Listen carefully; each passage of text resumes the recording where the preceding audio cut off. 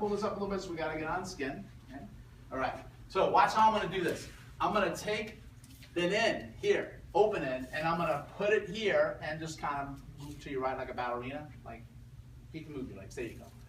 And then what I'm going to do is I'm going to measure that over to the opposite glute. You see?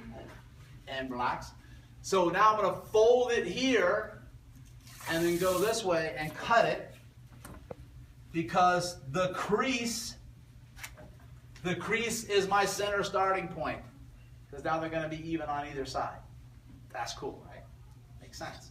So we're going to now tear it in the middle, open it up a little bit. Do we stretch this in the middle? No or no?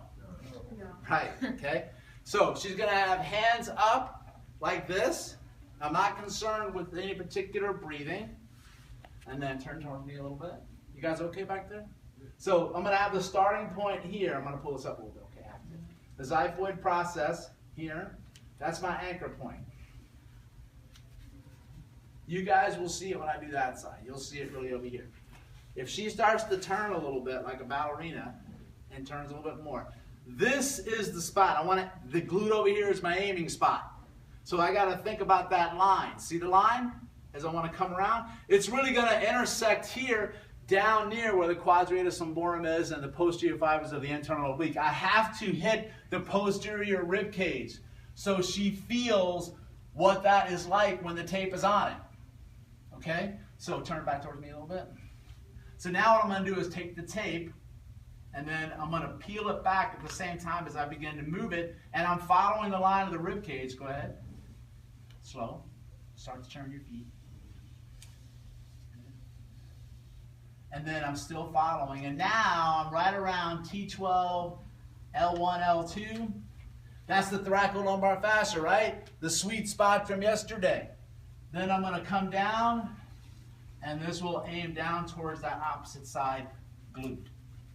Okay? And then I'm going to repeat the same on the other side. So turn back towards me if you don't mind. And then we're going to go the other way. So now you can ballerina towards me this way. Good.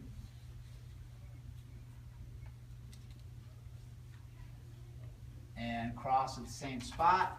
Remember, you don't have to be total dead bullseye to crisscross, but now I'm going over here. That measures up pretty good. That's pretty symmetrical, right?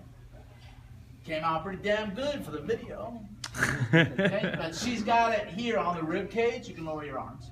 So if I ask her to try to breathe in and expand, that she feels this tape. So I want everything to begin to move. Does that make sense?